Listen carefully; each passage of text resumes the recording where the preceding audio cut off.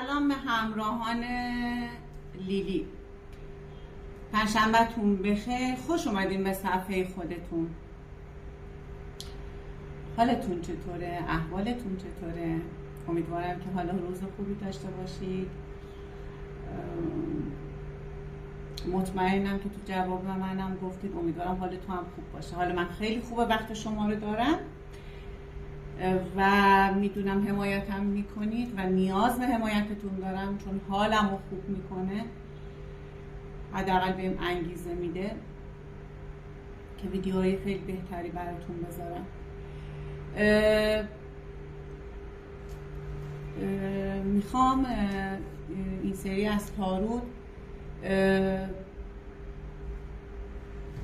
بپرسم چشم انتظاری رو برات، تو از چشم انتظاری در بیاره. آیا تکلیفت مشخص میشه؟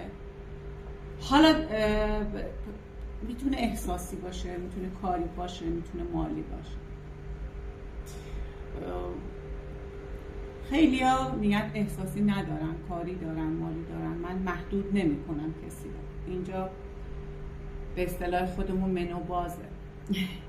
خب طبق معمول بهتون میگم همسو بشید با فرکانس کاسه. چشماتون رو ببندید، اگر نمیتونید تمرکز کنید چشماتون رو ببندید، نیت کنید، یا دستتون رو روی قلبتون بذارید نیت کنید. با اما اگر نیت نکنید اعداد معجزه میکنن، اعداد رو در نظر بگیرید.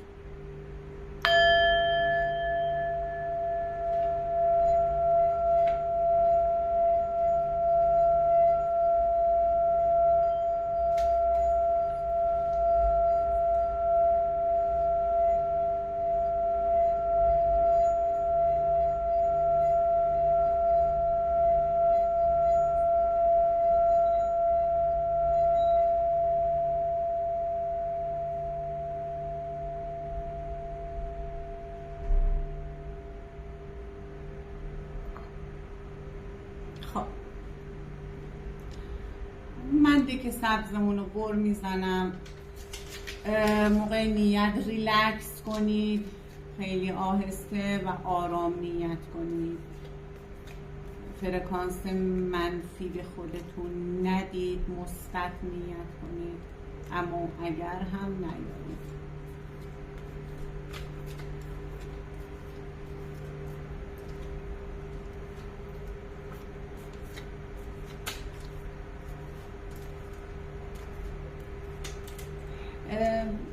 بچه یه نکته ای رو من اینجا بگم، الان یادم افتاد. من زمانی که برگه تاروت از بین تاروت میفته، من اونو باطل حسابش میکنم، میذارمش کنار، چون طی یه اتفاق از توی تاروت جدا شده، ولی خیلی اونو تفسیر میکنن. از نظر من برگه دیده نباید بشه، از توی این بین این برگه ها کشیده بشه. خب بسم الله الرحمن الرحیم. عزیز دلم، بیا اولین و مطلبی که شروع کننده بیان تاروت هست رو ببینیم چیه. خب من اینا رو جلو دستم بردارم، بکنم، بذاره خراب کردیم، اشکال نداره. داره بهت میگه هیچ وقت اجازه نده، هیچ وقت اجازه نده کسی بفهمه حرکت بعدی چیه، ولو بر اینکه خواهرت باشه، ولو بر اینکه مادرت باشه. به هیچ عنوان اجازه نده که بدونن حرکت بعدی چیه. اینی که طرفت میفهمه حرکت بعدی چیه، بلا تکلیف میذارتت. تاروت همینجا اولین جوابو بهت داد. ببین بلا تکلیف بودن خیلی بده، ولی وقتی جار میزنی پلن بعدی رو میچینه، طرفت سوء استفاده کرده. خب آقا دور وریات با زبون، با رفتار، با کردار، با گفتار نیشت میزنه. اصلا اونا رو به حساب نیار. کار میخوای شروع کنی، فرکانس منفی. احساس میخوای بری جلو، فرکانس منفی. خب داره بهت میگه نگاه کن، این کارت میتونه هم کار موفقیت و مسائل مالی باشه، هم از دست رفتن مال باشه. خب صدها تفسیر داره، ولی وقتی کنار این قرار میگیره داره بهت میگه که بالا برن پایین بیان، کائنات با تو همسوه. برای هر چیزی که نیت کردی درست بهت جواب داده.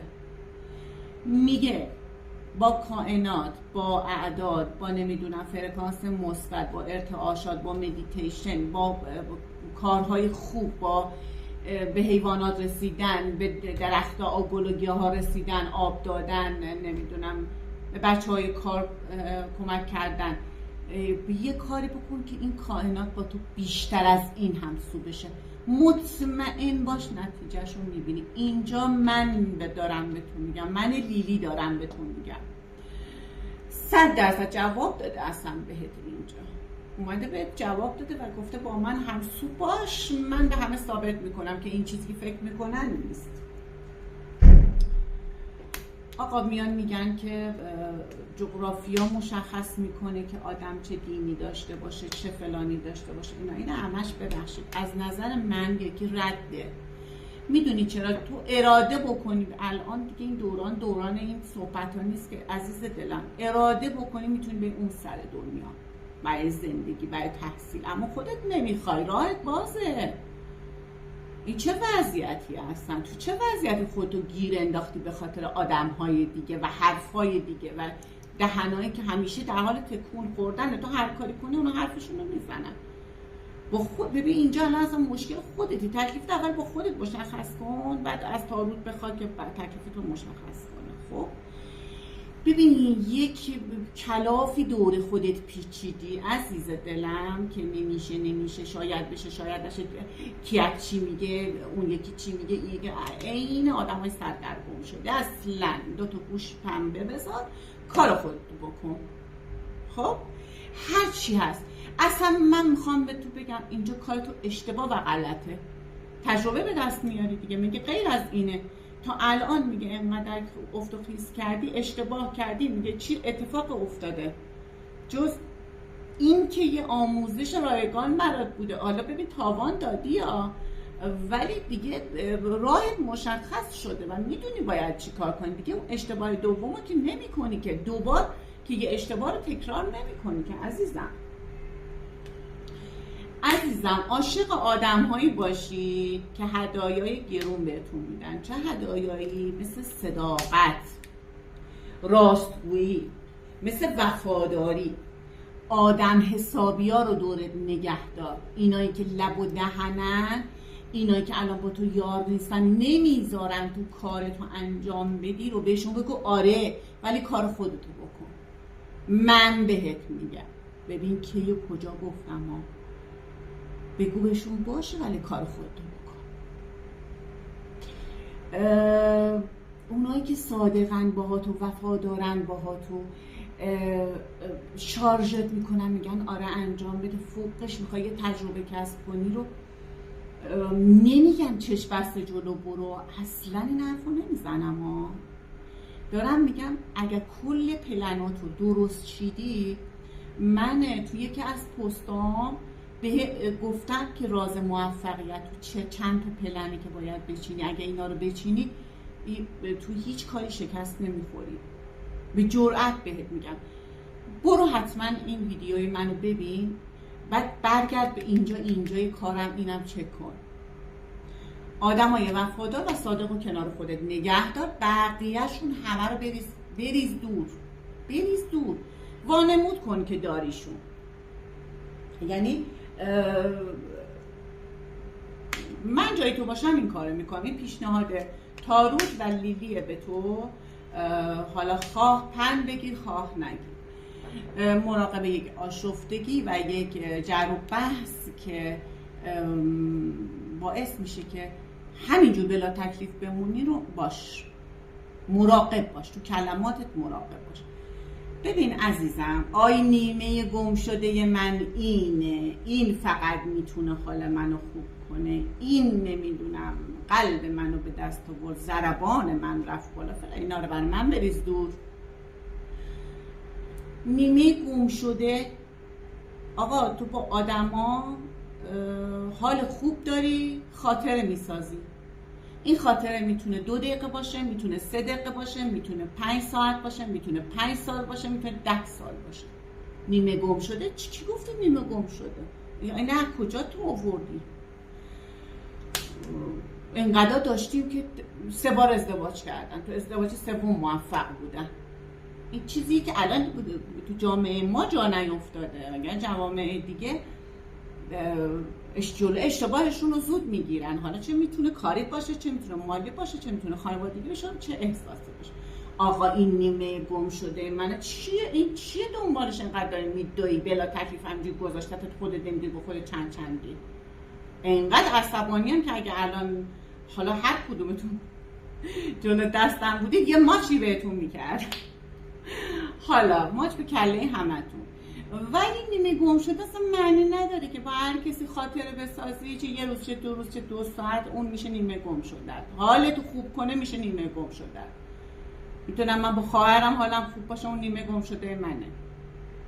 متوجه هستی؟ پس این خرافات چرت و پرتایی هم که داستان تعریف میکنن اون نیمه گم شدمه یا با اسب سفید اومد منو خوشبخت میکنه، اینا رو نداریم.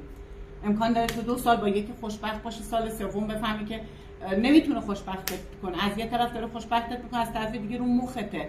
باید التماسش بکنی برای اینکه خودش رو به تو ثابت بکنه.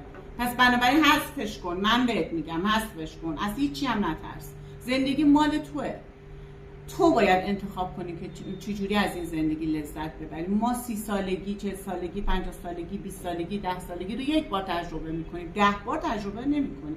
این یه واقعیته. پس بساز، درست بسازش. هر جا اشتباه کردی الان استوب کن، از این به بعد درست بسازش. عزیز دلم داره بهت میگه رویارویی شدن با آدمای، ببخشید این کلمه رو استفاده میکنم، احمق، توهین به خودته.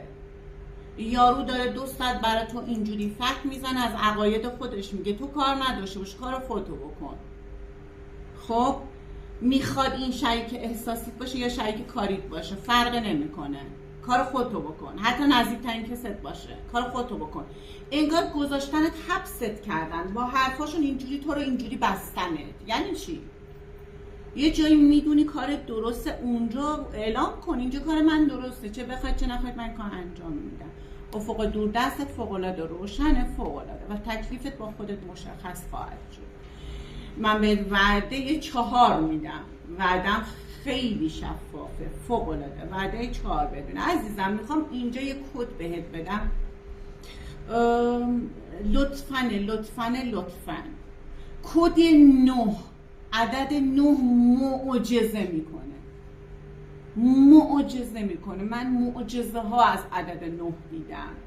اگر نیت میخوای بکنی، اگر میخوای هر کاری انجام بدی، اگر به نظر اعتقاد داری نظر، اگر به نمیدونم نیت داری نیت، حالا هرچی، عدد 9 رو یادت نره. خب